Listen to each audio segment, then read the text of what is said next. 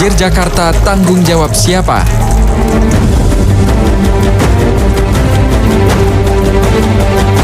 Wali Kota Depok Nur Mahmudi Ismail nampaknya geram juga dengan pernyataan Wakil Gubernur DKI Jakarta Basuki Cahayapurnama bahwa salah satu penyebab banjir di ibu kota adalah air kiriman dari Depok.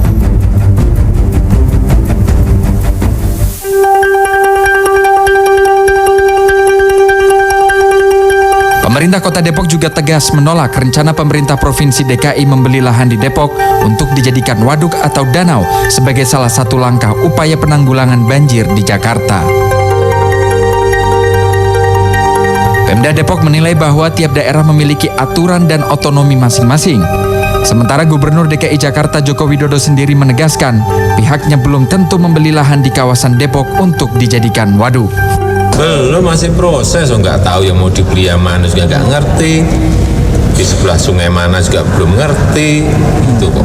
Pak Gubernur, Pak, tentu banyak yang banyak. Masih proses awal, jangan ditanya-tanyain nanti menimbulkan kehebohan. Itu belum, anggaran juga belum, tempatnya di mana juga belum.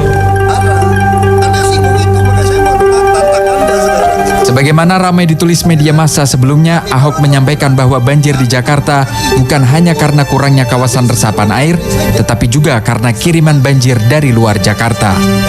Karena itu, kata Ahok, mengatasi banjir di ibu kota haruslah bekerja sama dengan daerah-daerah itu. Banyak pihak juga menyarankan bahwa salah satu cara mengatasi banjir di Jakarta adalah dengan bekerja sama dengan sejumlah daerah penyangga.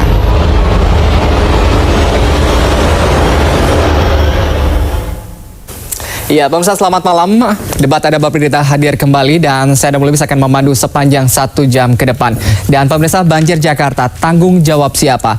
4 orang narasumber sudah hadir di debat Ada Berita. Dari sebelah kanan sudah hadir Budayawan Betawi, Pak Ridwan Saidi. Selamat malam, Pak Ridwan. Selamat malam.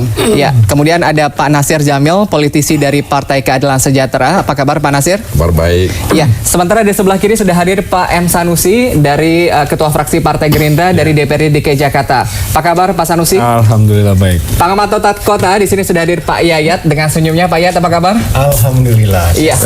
Pak Yayat senyum karena banjir atau karena Oke. Iya, Pak Yayat senyum karena banjir atau karena kebanjiran begitu? Pertanyaannya salah siapa itu? Salah siapa? Oke. Kalau gitu saya mulai dari Pak Ridwan Saidi. Pak Ridwan, banjir Jakarta ini saling tuding antara pemerintah DKI Jakarta, pemerintah daerah DKI Jakarta dan juga Kota Depok. Kalau Pak Ridwan sendiri ini menganggap banjir Jakarta salah siapa? Hujan apa itu banjir kan bukan semata dari hulu, kan ada hujan lokal, ada rob, jadi kebanjiran itu tidak semata dari hulu. Oke, kemudian? Ya kemudian persoalannya kan yang mau beli tanah sebelah sana, bukan saya. Ya kan? Tadi aja saya kata nggak mau beli tanah, sebelah sana yang mau beli tanah. Pak Ridwan, tadi ada pernyataan dari Pak Jokowi begitu ini sedikit kita belum tahu begitu ya mengenai strateginya beli yang mana, wilayah yang mana, lahan yang mana begitu. Kalau Pak Ridwan Saidi melihat begitu, apakah strategi menangani banjir di Jakarta sudah ada di tangan Pak Jokowi? Nggak ada, dia tuh ngomong, nanti besok dia lupa, nanti ngomong yang baru lagi, besok dia lupa. Karena ini Pemda nggak punya perencanaan, nggak ada yang bisa kita pegang. Tiap hari dia ngomong apa saja asal mendapat publisitas, nggak ada yang bisa kita pegang. Dia kan tadi salah ngomong, padahal dia waktu Wali Kota Depok Nur Mahmudi menepis Ahok karena Ahok itu ada cenderung menilai kebijakan dari menilailah ya kan kebijakan dari Wali Kota Depok.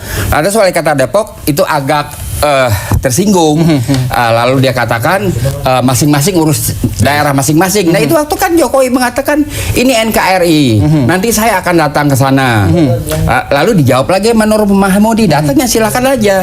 Cuma ada syaratnya, kalau ini lahan pertanian untuk pertanian, kalau lahan komersial untuk komersial. Dia cuma Nur Mahmudi nggak mau ngejeblogin gitu ya, artinya ngejengkangin Jokowi. Dia bisa jengkangin Jokowi. banjir di hulu kan penanganan pusat. Oke.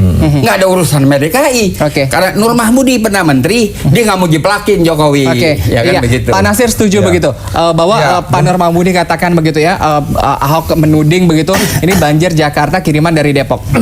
Tapi begini, menurut saya siapapun ketika maju menjadi gubernur DKI, tentu dia juga harus mengetahui persoalan utama di DKI ini. Oke. Kan? Di antara persoalan utama itu kan banjir.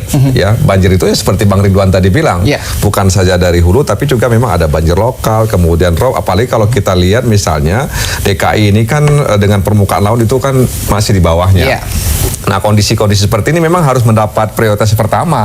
Jadi kalau kemudian ada pihak atau sebahagian besar masyarakat DKI, warga DKI menilai ada kegagalan dalam pemerintahan Jokowi Ahok untuk menangani banjir di Jakarta karena memang masyarakat melihat ini adalah persoalan utama. Sehingga kemudian ketika ini dalam masa setahun misalnya kepemimpinan mereka tidak mampu diatasi, kemudian tidak bisa memberikan gambaran yang utuh, perencanaan yang baik terkait dengan bagaimana bisa mengatasi banjir itu, ya tentu masyarakat bisa menilai ini ada semacam kegagalan. Gitu. Oke, iya. Saya ke Pak Sanusi. Pak Sanusi ini dikatakan begitu bahwa Pak Jokowi dan juga Pak Ahok gagal menangani banjir Jakarta. Tidak ada strategi.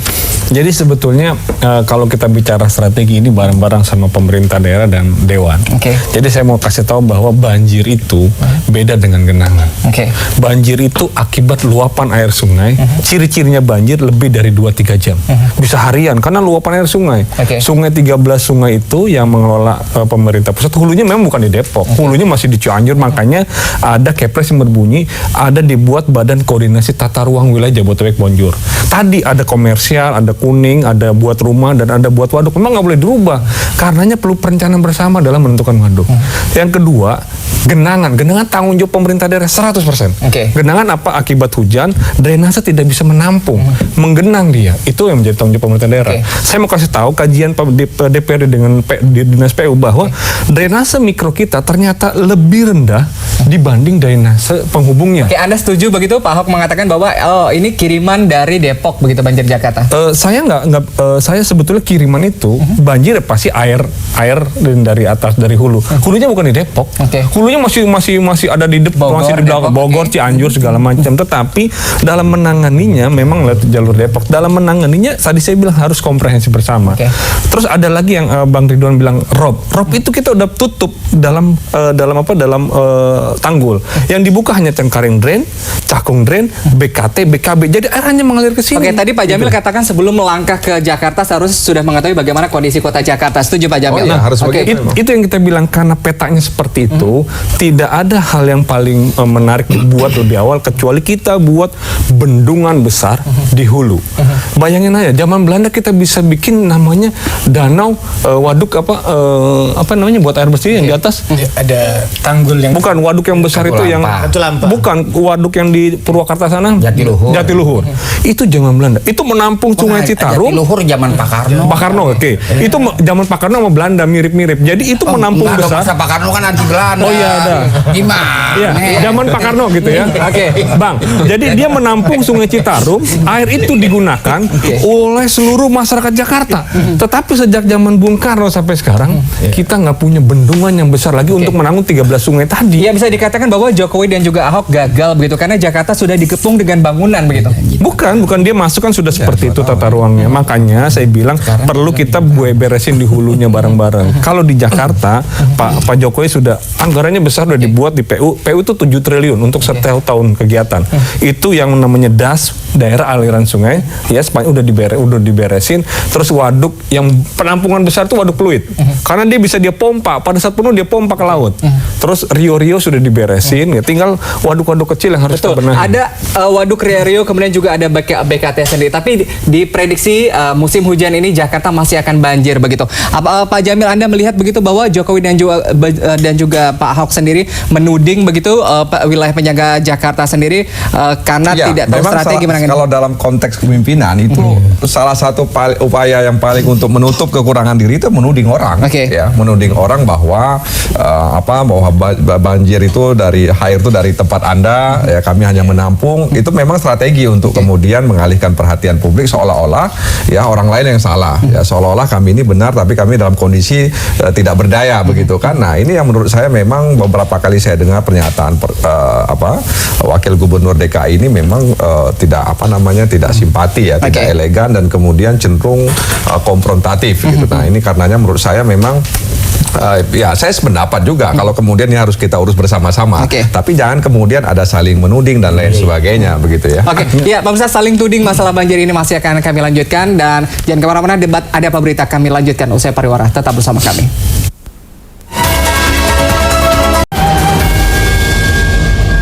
Ya, pemirsa, masih di debat Ada Apa Berita. Banjir Jakarta salah siapa? Saya mau ke Pak Yayat, pengamat atau kata Pak Yayat. Ini Jakarta secara geografis ini sebagai lembah penampungan air begitu. Tapi Jokowi mengatakan begitu akan mengatasi banjir di Jakarta waktu masa kampanye sendiri. Anda Berapa yakin tahun? Jokowi? 2 tahun kalau nggak salah. Ya, ini begini, konteks yang sederhana bahwa berdasarkan kajian secara akademis, penyebab banjir di Jakarta 70% karena kondisi wilayahnya sendiri.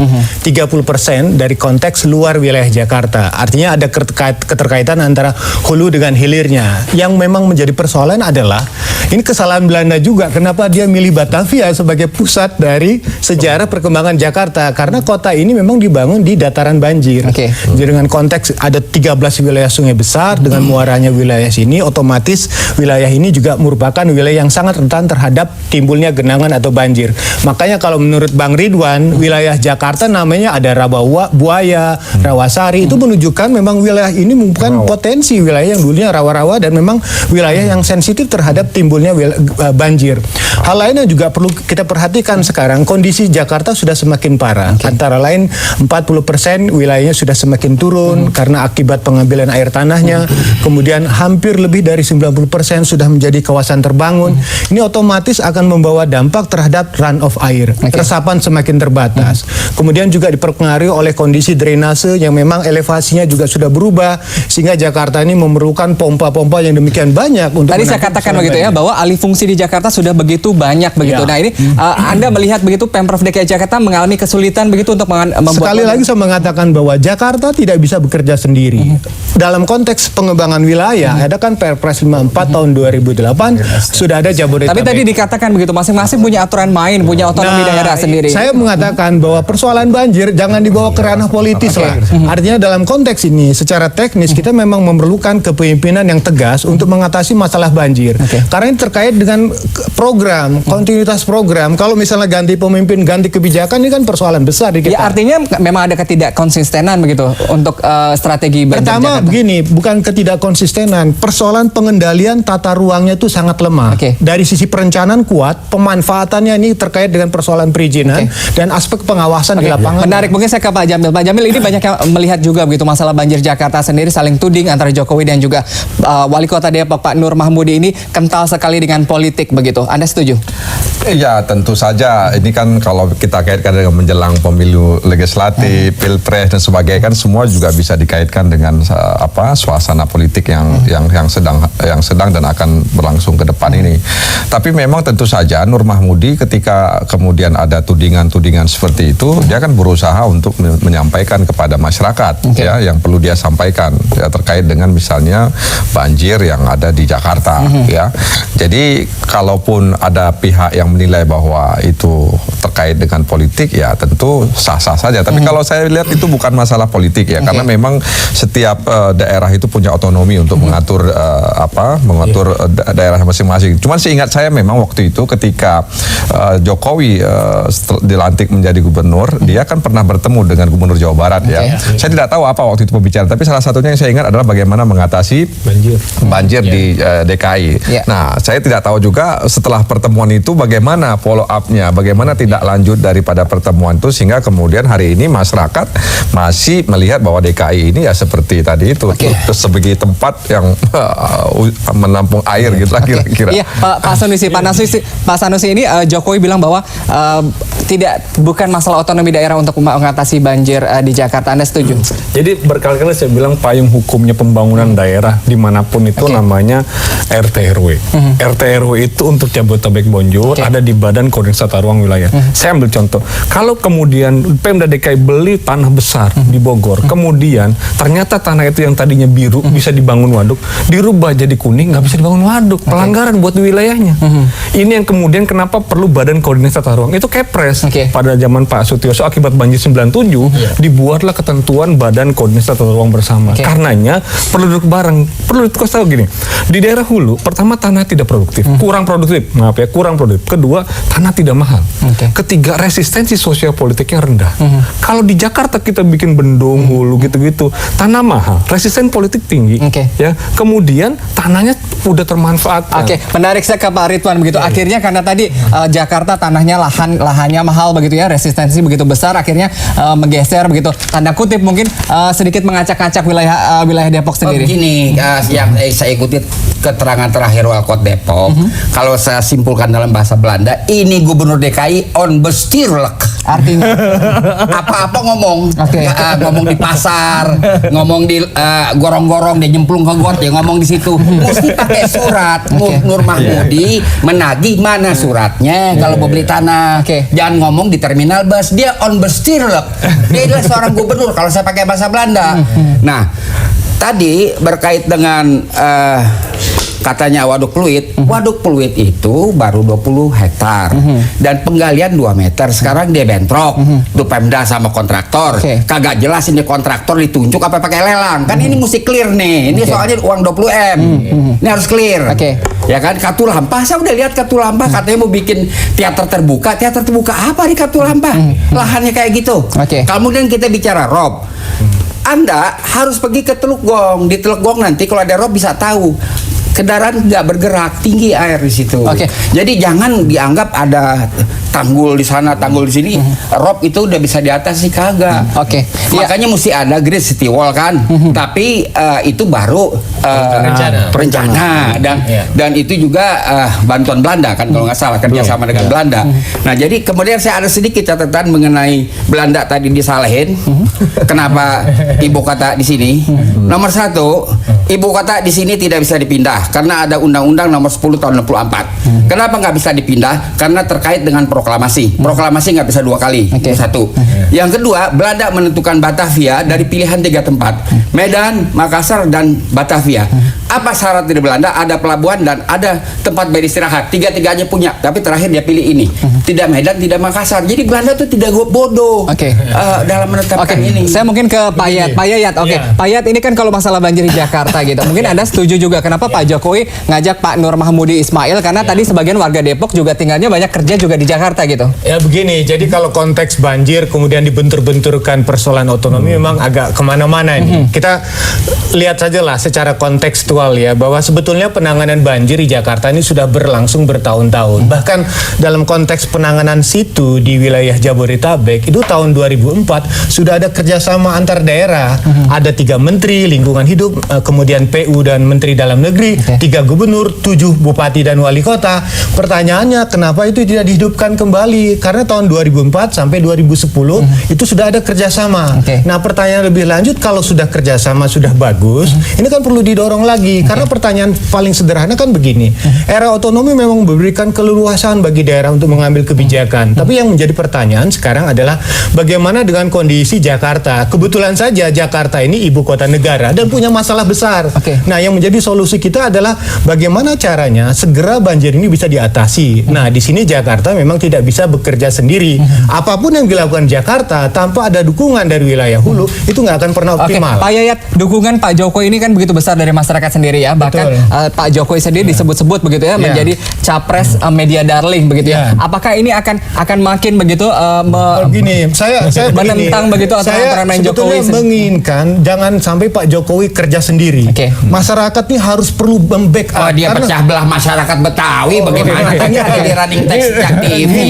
Bagaimana dia dihajar sama buruh, dia ngumpat nggak berani tuin buruh. Anda jangan memanipulasi bahwa dia didukung rakyat. Dihajar sama buruh, dia ngumpat. Kalau Pak Jamin sendiri jangan dimanipulasi. Gini Bang, begini, kalau penanganan banjir itu ada memang pendekatan secara struktur, secara teknis dan non struktur. Nah, sekarang yang lebih depankan adalah aspek strukturnya, waduk, kanal, tanggul, polder dan sebagainya. Yang non struktur ini peran serta masyarakat, karena Karena sekarang seakan-akan di Jakarta itu masyarakatnya masih agak pasif. Contohnya gini, tinggal di daerah rawan banjir. Kemudian diam, begitu ada banjir, udah nanti juga ada bantuan. Segala sesuatu mengharapkan peran dari pemerintah. Nah, saatnya juga warga Jakarta, warga Depok, warga di hulunya lagi harus kerjasama karena persoalan ini persoalan bersama. Oke, menarik. Oke, Pak Jamil ini pasif sekali begitu Tapi dari Kota memang Depok. masyarakat juga nggak bisa disalahkan, Mas. Karena kan ketika misalnya dalam suasana pemilihan gubernur DKI kan seolah-olah Jokowi ini seperti dewa yang bisa kemudian menyelesaikan semua masalah di Jakarta. Sehingga kalau kemudian ada sebahagian masyarakat yang terkesan pasif, kalau menurut saya juga itu tidak bisa disalahkan kepada mereka. Tapi mereka tadi itu punya semacam harapan besar bahwa Jokowi ini bisa menyelesaikan semuanya. Jauh dari Solo datang ke Jakarta, ya dia ingin menyelesaikan persoalan Jakarta. Karena seharusnya memang sejak awal dia tahu. Tapi ada yang menarik dari statement Pak Jokowi itu di majalah Tempo, mohon maaf saya menyebutkan nama, saya bukan dewa. Nah, itu statement yang sekarang dia bilang bukan dewa. Itu dulu. Waktu awal yang menarik itu di situ. Saya mengatakan begini, saya mengatakan sekali lagi bahwa Jakarta tidak bisa diselesaikan oleh seorang gubernur. Akhirnya setelah 1 tahun begitu Jokowi mengaku begitu bahwa Bukan, sebelumnya bahkan 100 hari pertama itu menarik karena ada statement yang cukup besar di majalah media yang cukup besar, ada statement seperti itu. Saya mengatakan bahwa yang diperlukan adalah kerjasama. Orang nggak percaya sama omongan dia karena dia mendagri dihajar media.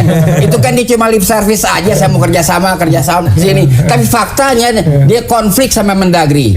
Dia juga konflik sama presiden. Itu fakta. Jangan lalu kita mengatakan dia mau kerjasama, kagak nih orang kalau mau saya bisa gini, sendiri. Kalau saya menggambarkan ini bukan menilai keberhasilan Pak Jokowi. Kalau saya menilai gini, kalau saya di Dewan kebetulan ada 8 fraksi. Kita sudah baca orientasi dari APBD-nya mengarah kemana. Kita boleh baca. 2013 tidak ada anggaran waktu itu pengesahan Januari. Jadi belum ada anggaran buat merapitalisasi waduk. Terus yang abang bilang bagaimana waduk Pluit itu CSR karena nggak ada APBD di situ. Saya baca nggak ada APBD-nya gimana? Karena waktu dia dilantik itu baru dibahas. Jadi dia nggak berpikir. Kemudian CSR itu ada aturannya dong. Jangan dia pakai sistem kotak amal. CSR ada undang-undangnya dan ada PP-nya. Jangan dia main hajar begitu aja. Saya hanya menyampaikan bahwa dalam struktur APBD tidak terlihat. Kemudian mengatasi banjir sudah agak baik karena dilakukan bukan pada saat musim hujan. Kalau musim hujan nggak bisa ngatasin apa-apa. Maka dirapitalisasi waduk besar. Itu dua ini waduk paling kunci nih.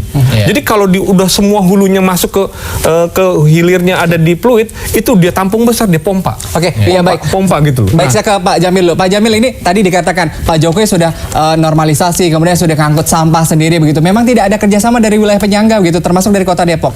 Ya tadi artinya begini, kalau dikatakan tidak ada kerjasama, tentu kan harusnya harus ada kerjasama, harus ada kerjasama.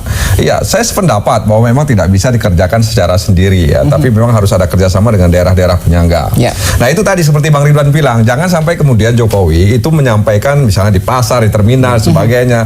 Jangan-jangan memang misalnya pemerintah DKI belum menyampaikan secara resmi keinginan mereka misalnya untuk membeli tanah di Depok, kemudian tanah itu digunakan untuk membangun waduk dan lain sebagainya. Sehingga kemudian wali kota Depok ketika mendengar itu kan seolah-olah keinginan ini kok dia seolah-olah dia menghalangi gitu kan, menghalangi keinginan misalnya untuk mengatasi persoalan yang ada di Jakarta. Tapi sebenarnya menghalangi atau tidak sih? Bang, satu yang menarik begini, kan sebetulnya di atas wali kota Depok tuh ada gubernur Jawa Barat, ada gubernur Banten yang sebetulnya otoritas kewenangan level kerjasama antar gubernur udah ada kesepakatan. Kemudian bagaimana menurunkan kebijakan itu bersama-sama kabupaten dan kota di sekitar wilayah itu menjadi kata kunci. Menurut saya memang di sini bagaimana komunikasi itu dibangun. Mungkin Pak Sanusi sedikit begitu. Kalau tadi dikatakan seakan-akan ini menghalangi begitu. Enggak, jadi sekali lagi saya balik lagi pada persoalan awal. Persoalan yang namanya Undang-Undang 26 2007 tentang tata ruang tidak boleh ada lagi perubahan peruntukan pada saat rencana detail tata ruang sudah disahkan. Karenanya Badan Koordinasi Tata Ruang harus menentukan daerah sodetan 13 sungai di mana di hulunya. Kemudian harus dijadiin biru. Jangan dijadiin kuning. Maaf, kalau biru itu buat waduk ya. Buat danau. Kalau kuning itu buat pemukiman. Jadi jangan kemudian kalau udah kita biruin, kita akan menganggarkan untuk beli. Begini. Ini verbalnya enak kedengeran. Kalau udah kuning aja jadi apa-apain. BKT mau dijadiin real estate. Pulau Gadung industrial tempat industri mau dijadikan real estate. Bagaimana kita nggak bisa ngomong lain, rencana lain, dan diomongin juga di pasar di mana-mana. Jadi kita jadi sebagai warga nggak jelas nih pemerintahan daerah apaan kayak gini. Iya, baik. Pemirsa, saling tuding siapa yang bertanggung jawab atas banjir Jakarta ini masih akan kami lanjutkan, tapi kita harus break lagi. Pemirsa, tetap bersama kami di Debat Ada Apa Berita.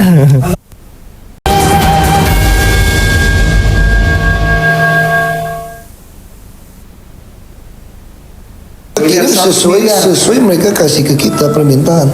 Kita kalau kasih hibah itu Anda harus kasih tahu pada kami proposal. Kami kirim 8 miliar sesuai proposal Anda. Ya kalau Anda ngajuin pada kami proposal nanganin banjir mau 100 miliar ya kita kasih. Misalnya Anda bilang mau beli danau, mau dikeruk, ya ajukan.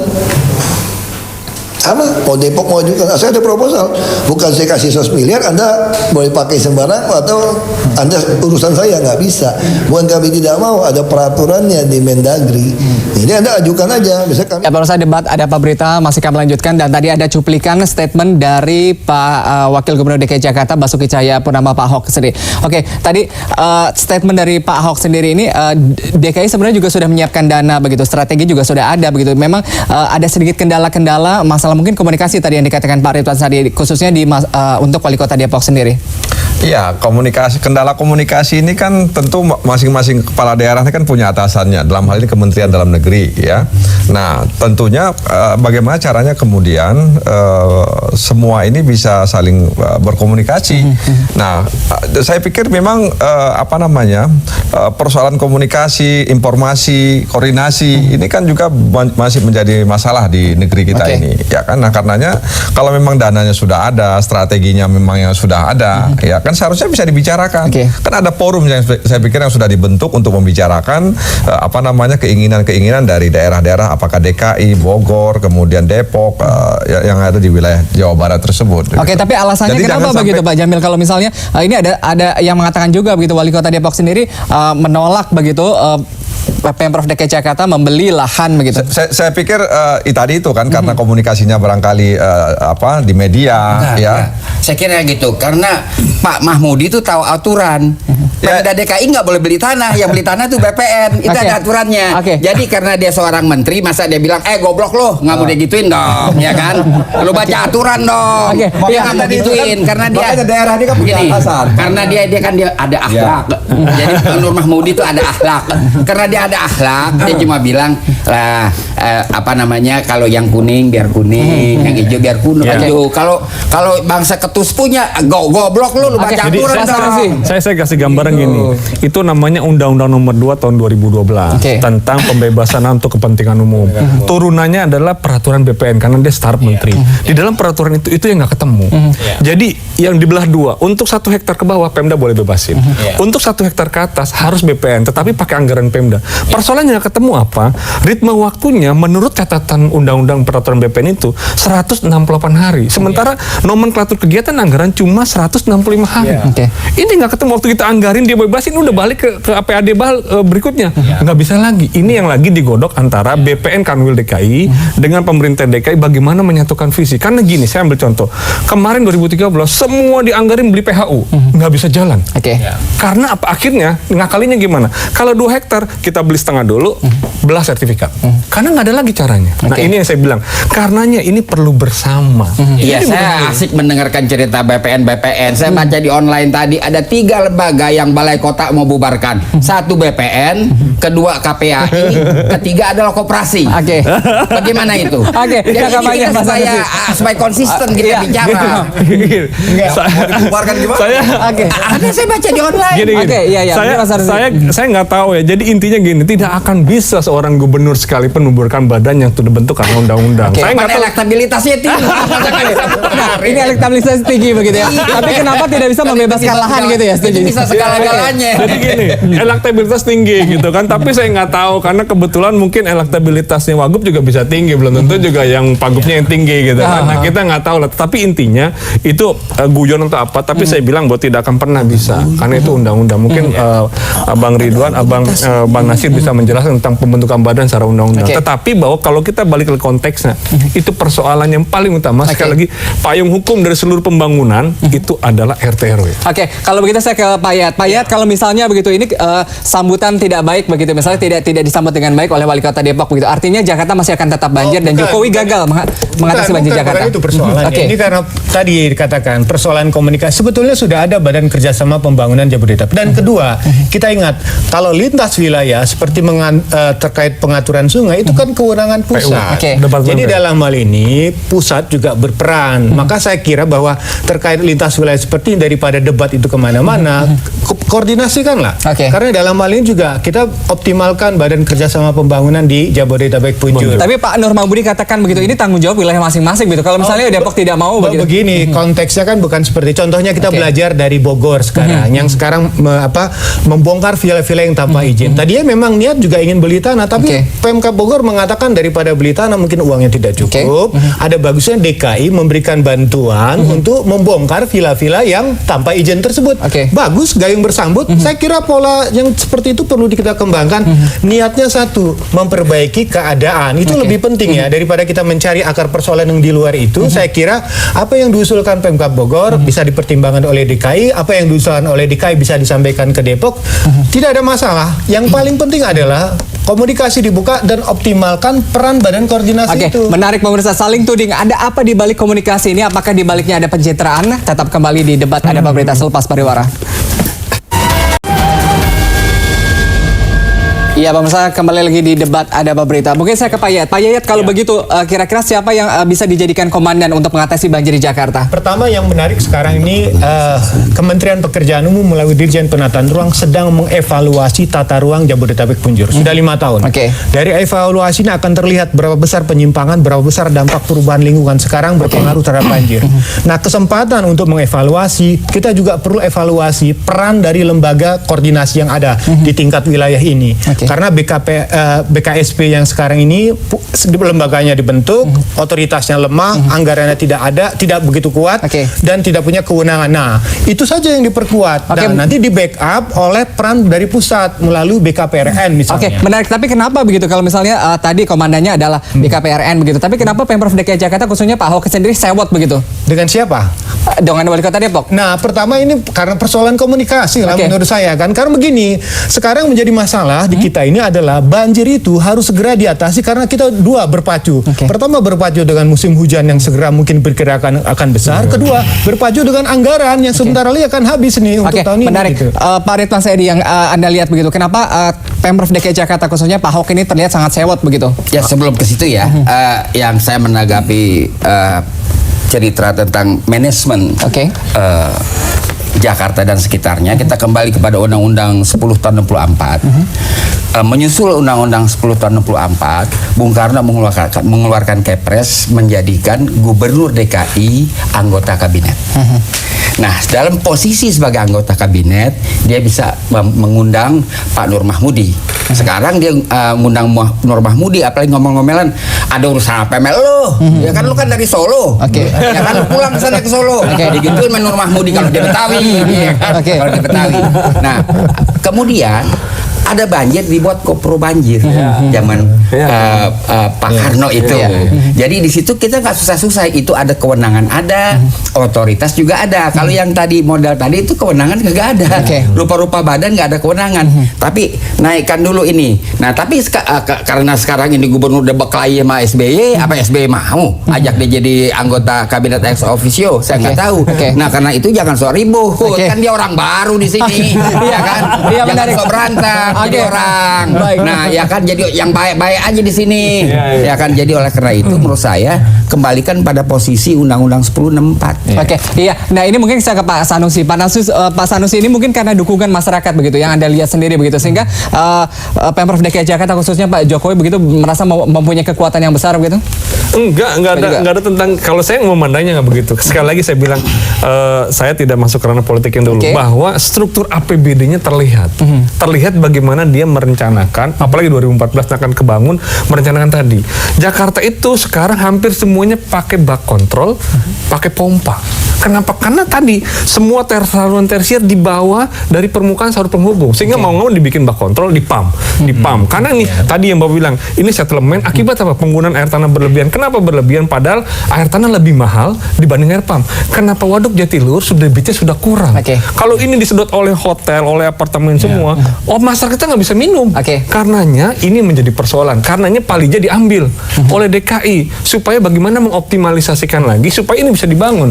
Padahal air tanah itu lebih mahal sekarang dibanding air PDAM loh. Menarik. Mungkin saya ke Pak Jamil. Ini kan segala macam upaya udah dilakukan Pemprov DKI Jakarta gitu. Kalau toh nyatanya Jakarta akan masih tetap banjir gitu, citra Pak Jokowi dan juga Pak Ahok tentunya dipertaruhkan. Tentu harus dievaluasi. Harus dievaluasi misalnya peraturan perundang-undangan yang ada. Apakah selama ini misalnya peraturan yang sudah ada ternyata tidak mendukung upaya kita untuk mengatasi persoalan banjir di Jakarta misalnya.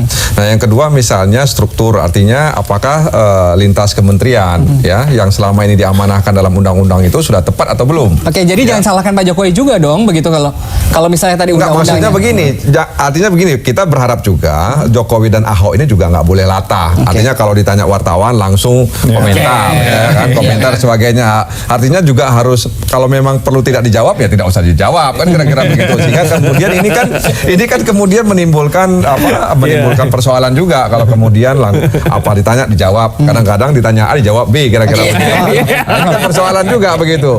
Yang Anda lihat begitu, komunikasi dari Jokowi kental dengan pencitraan juga begitu? Ya sangat kental.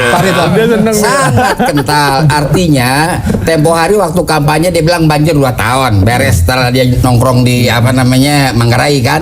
Sekarang mundur lagi 7 tahun. Jadi itu pakai perencanaan gak sih berpikir itu dulu ya kan?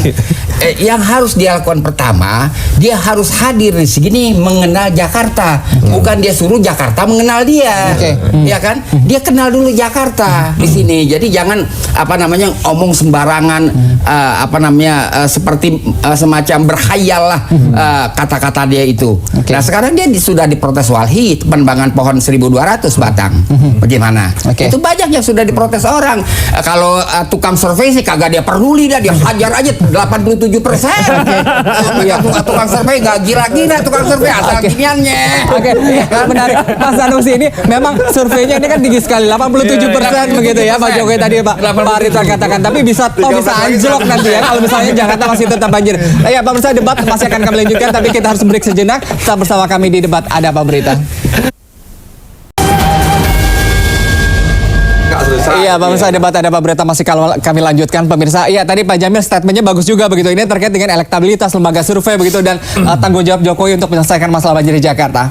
Iya, jadi memang Jokowi saya pikir juga harus sering berkomunikasi lah dengan kepala daerah yang menyangga Jakarta ini. Tidak cukup dengan pertemuan-pertemuan formal ya, tapi juga harus ada komunikasi informal bagaimana bisa menyelesaikan. Bahkan kadang-kadang komunikasi informal ini ya bisa menyelesaikan, ya bisa mendapat ide, mendapat solusi terkait bagaimana misalnya Jokowi ingin agar Jakarta yang dia pimpin ini bisa sukses seperti yang dia kampanyekan. Ya tadi kan elektabilitasnya sudah tinggi gitu, lobby apa saja bisa dilakukan Pak Jokowi. Iya, saya juga kadang-kadang ini sayang juga lihat Jokowi ini ya, hasil survei dia selalu tinggi ya kan, sehingga kemudian ini mengganggu dia sebenarnya. Makanya ya kita berharap agar lembaga survei juga jangan mengganggu Jokowi sehingga konsentrasinya sudah pecah. Di satu sisi dia selalu kemudian hasil surveinya tinggi, kan dia tentu berpikir bagaimana dia pikir ngaca juga kayaknya cocok juga jadi capres ini Bang katanya. Ya, tapi sementara ada persoalan yang sangat prioritas yang selama ini memang belum bisa selesai. Banjir, pemukaan kumuh, kemudian juga kemacetan dan lain sebagainya. Nah, karenanya sayangilah Jokowi dalam arti jangan kemudian membuat dia